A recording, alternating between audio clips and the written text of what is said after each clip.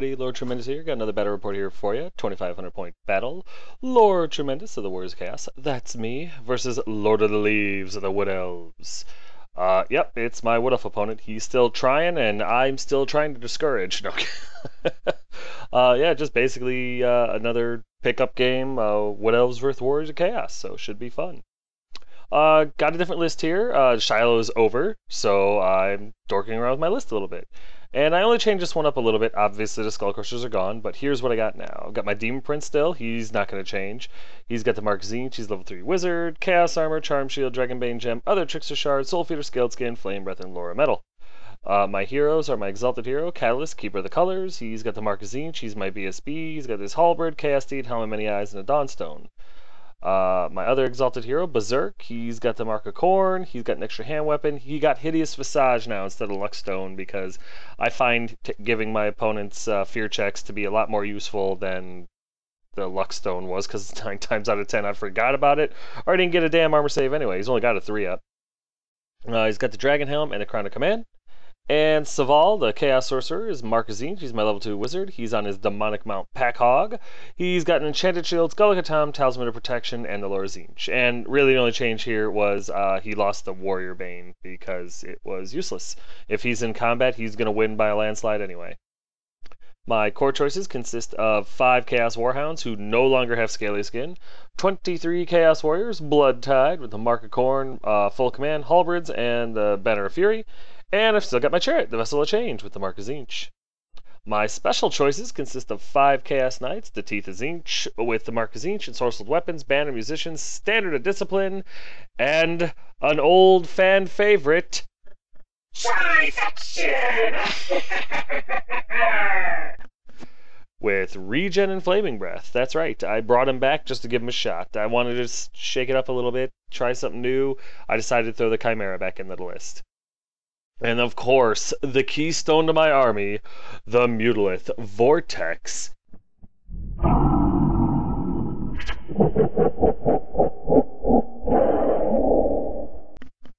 Gotta love the beast. My opponent's list is as follows, and I'm pretty sure I got this one right. I did have a picture of his list, but it was kind of scratchy. He could be a doctor, so it was a little hard for me to read. But I'm pretty sure he had a Spellweaver as his general, who was his level 4 wizard, had the Divination Orb, Rhymer's Harp, and the Laura Beasts. He had a Highborn with the Bow of Lauren, Arcane Bodkins, he was an Altered Kindred, and had the Stone of Regrowth, or Seed of Regrowth, or whatever it is. His hero choices were Noble, who was his BSB, he had a Great Weapon, and the Razor Standard. And he had a Spellsinger, who was a level 2 wizard with Glamour Weave Kindred, Dispel Scroll, he was on a Unicorn, and used the lore of the Wood Elves, which is like Ethel Lauren or whatever it is.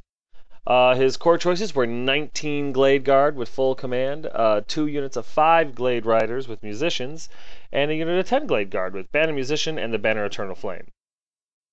His special choice consists of 6 Treekin, and his rare choices were 7 Way Watchers and a Treeman. Here are my spells, 3 from Metal, 2 from Zinch, and 1 from the Beast. And here are his spells. He had 4 from Beast, and he had the 2 from the Wood Elf lore, which was Tree Singing, and Ariel's Blessing, which was the regen spell. Here's deployment. For the most part, it's Wood Elves. I just kind of spread out and got ready. He has his Way Watchers behind my Knights. Yeah, because, at close range, they get Killing Blow. So once I saw where he put them, the Beast and Saval were just going to try to tear him up with magic as quick as possible. He vanguarded up his fast cav pretty good. Well, at least on my right flank. On his left flank, he was a little bit more conservative. But for the most part, yeah, I've got Trifection over there because his plan was to go around the big rock and try to hit into those elves in the back there, taking out his caster and his BSB. Here's my opponent's right flank. The little bastard on foot right there is the Highborn. The lady on a unicorn is his Spellweaver, I guess, the whatever kindred. And there's a unit of Glade Riders in there. Here's his center. From left to right is his 6 Treekin. There's a unit of his Glade Guard with his level 4 caster and his BSB installed. And to the right of them on the hill is his other unit of Glade Guard. And his left flank, which consists of his Treeman and his Glade Guard. Ignore the fact that the 10-man unit of Glade Guard are in there twice. Here's my right flank, which consists of the Demon Prince and the Beast. And here's my center from right to left. There's my Corn Warriors with Berserk. In front of them are the dogs, so that I control when they charge, or kind of control it. There's my Tzeentch Chariot and my Knights with my BSB. And my left flank, which consists of Trifection and Saval. Here's top of one, and as you can see, he got to go first. A little bit more aggressive than I would have expected. His Glade Guard come flying up, get behind the Mutolith there. His Treeman runs into the forest. I figured he was going to try to tree sing around a little bit. Everything kind of moves up a little bit just to get in range, and yeah, that kind of shocked me, I won't lie to you. Meanwhile, the Waywatchers pretty much just stand still because they're already in close range. During his magic phase, he gets Pans and Penetrol Pelt off, I think, on his BSB, which I didn't care about. He was just worried about the Mutolith spell, I think. And over here, he gets Wild Form, Wisdom's Wild Form off on the Treekin. And again, I had no way to get into combat with him or do anything to him, so I didn't care about this spell, let it go. Over here, he tree sings this tree 2 or 3 inches over to the right, and I think it was just positioning more than anything. During his shooting phase, for some reason, he shoots at the dogs, kills 3 of them, but they actually make their break check, which was shocking. They don't go anywhere. So we go to bottom 1 after movement, and as you can see, I came forward. Saval decided to hell with the Waywatchers because they actually didn't hurt my Knights at all. He moved up because I was going to try to Infernal Gateway his little Highborn with the Bow of No Armor saves. Meanwhile, the Mutolith ran over to play with the Glade Guard that got behind my ranks. My Knights moved up 4 inches because they failed their damn March block check, and my Demon Prince ran up, daring the Treekin to charge him, because I have Flaming Breath. During the magic phase, he lets the Mutolith get his spell off on the Glade Riders, and I get the number 3 spell off. And I end up raising these guys' strength by 1 and lowering their ballistic skill by 1. And anytime you lower the ballistic skill on an elf, it's a good thing. Thank you, Beast. You are the man. You're the Beast. Something. So after that, we go to top of 2, and for the most part, he does more Wood Elf stuff. He moves his Glade Guard in front of Saval just to kind of block him so I can't charge the Unicorn Chick or the other one. But his angle is a little off, and I'm not afraid to charge Saval in. He's on a Demonic Mount. He's pretty tough, actually. So charging into the fast cav and then overrunning into his little shooty general guy, or lord guy, is very, very enticing to me. I won't lie to you. The Glade Guard over behind my ranks there, they move away from the Mutolith to get some pot shots off on him, because I did kill 1 with the spell. And the Waywatchers pretty much move up just to keep themselves in short range of the Knights, because they want a killing blow, a bunch of them. Other than that, the Tree Man, he passes his March check and runs behind the Demon Prince because he just doesn't want to fight him. Really, I've been trying to cast Searing Doom on him this whole time, or my 1 turn so far. And that was my plan. Either he charges my Demon Prince, or I'm going to Searing Doom him off the table. And the dogs run up because, hey, if they're going to get shot, I need them away from the chariot, because it'll flee. It'll flee. During his magic phase, he gets Pans and Penetrable Pelt off again on his BSB or his Sorcerer. I really didn't care.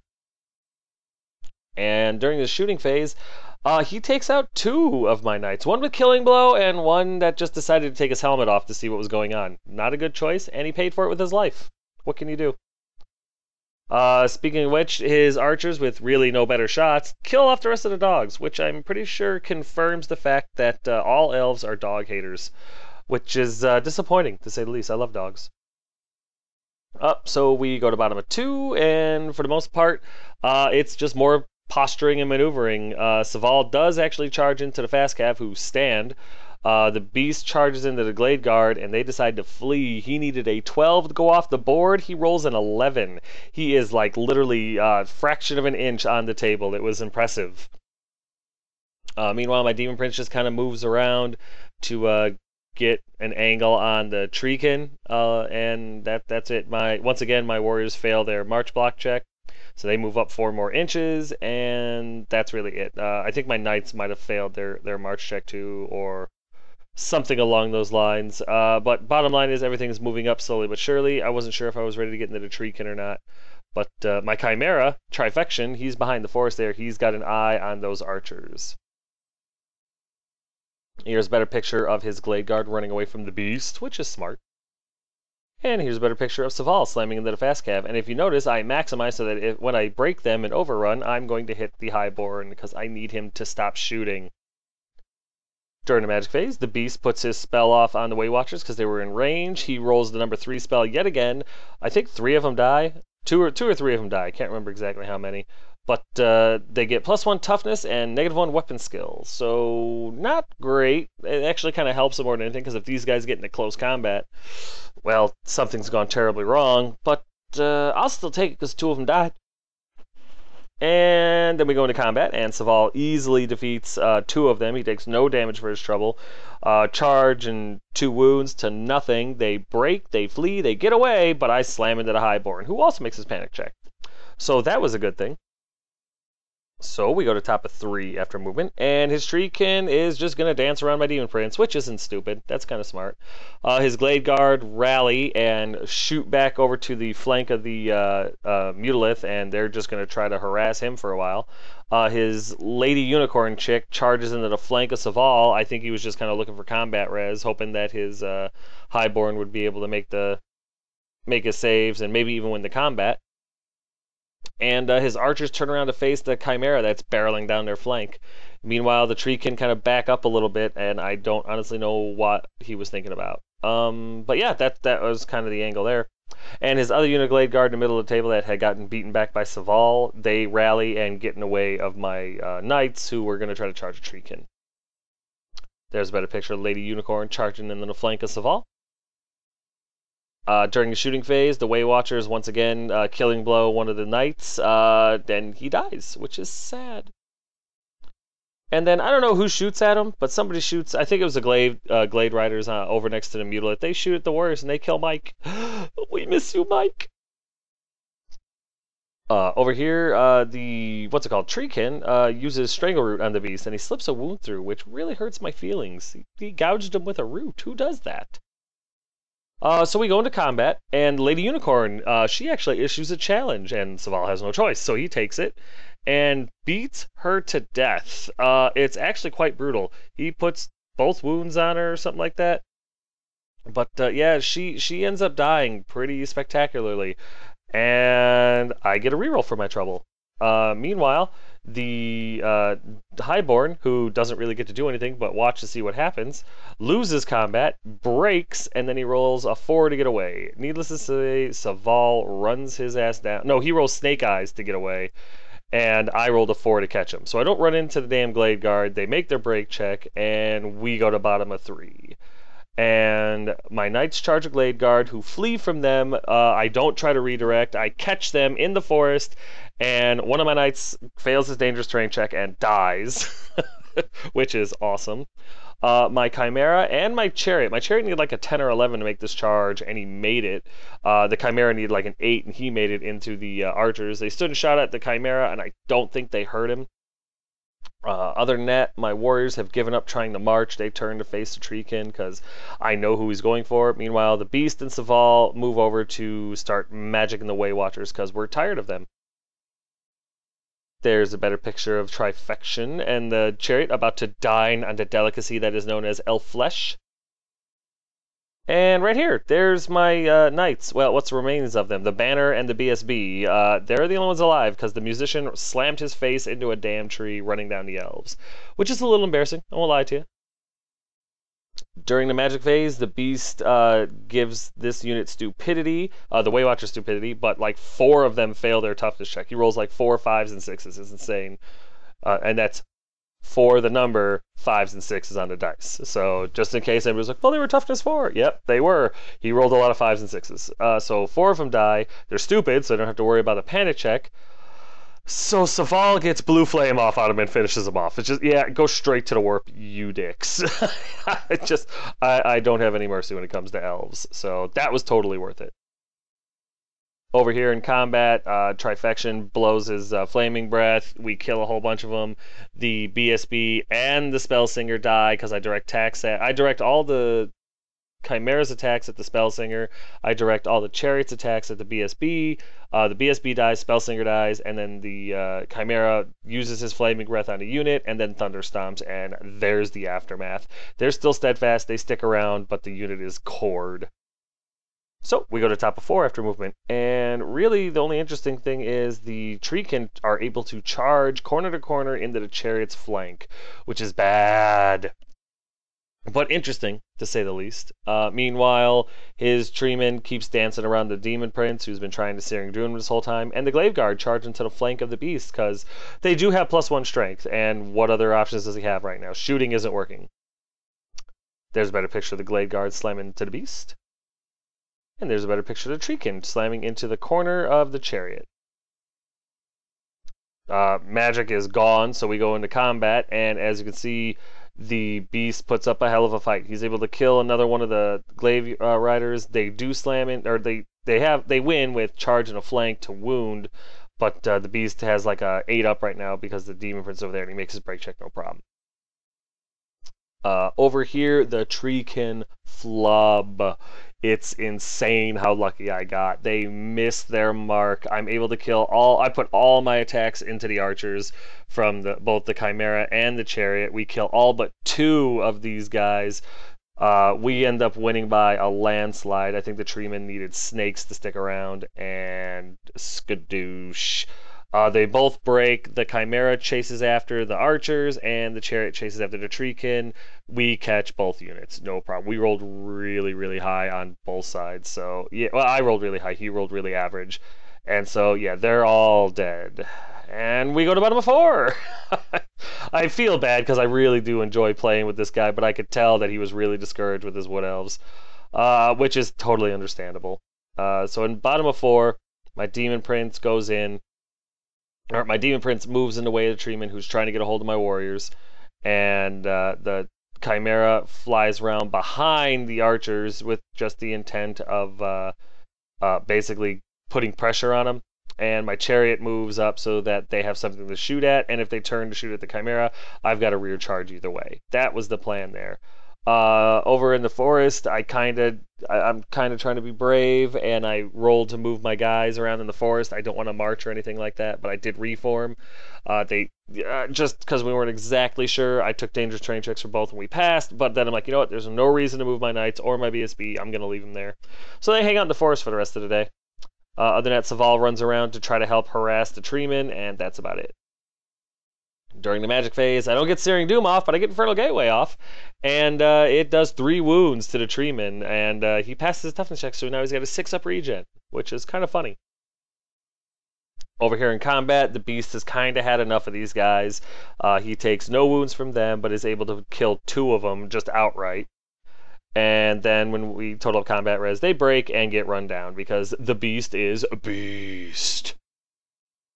So we go to top of 5 after movement, and as you can see, the archers do turn their back on the Chariot to shoot at the Chimera because they have the Banner of Eternal Flame. It wasn't a bad option. Other than that, the treeman moves around. He doesn't charge anything or whatever. He just runs around. He's trying to cause a bit of a traffic jam over there. Nothing else happens. He's not able to do anything to my Chimera in shooting or anything like that. So we go to bottom of 5 after movement, and it's all over but the crying. The Chimera charges the archers who fail their terror check and get run down, and my Demon Prince moves over to get in the way of the treeman because, hey, he's not getting my warriors if I can help it. There's a better picture of Trifection running down the archers, no problem. And with nothing else going on in this gun, we go to top of 6. And once again, the treeman passes leadership to move and moves over to the flank of the warriors. He really, really wants to charge my warriors. Other than that, nothing happens. So we go to the bottom of 6. And all that happens is everything that can cast moves to get, in their forward arc into the damn treeman. Because this is my last chance to table him. And I do. Searing Doom, I 6-bang the spell. I don't kamikaze cast it, but I roll like 4 5s, a 6, and a 3. It's insane. It goes off no problem, and I'm able to easily put the last few wounds through on this guy, and he dies. Elf's death. And there's the end of the game. Unfortunately, I don't think my opponent is going to be playing Wood Elves anymore. I think he's had about as much luck with them against me as he has with everybody else. I think he's a little discouraged. And to be perfectly honest with you, the novelty is kind of done. I want him to go back to a more competitive list.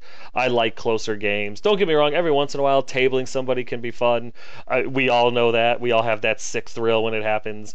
But this is a good player. This is a good guy, and this army just isn't doing what it needs. It can't compete with the current book. against what we have now with some of the newer armies. I mean, Dark Elves literally just outshoot the Wood Elves. They don't move; they just shoot and magic them off the table. And I don't know how if that was really how it was supposed to be in the fluff, how the Wood Elves survive. But yeah, as you can see, I lost very little and he lost everything. So we'll get back to the recap in a second because right now it's time for a quick timeout.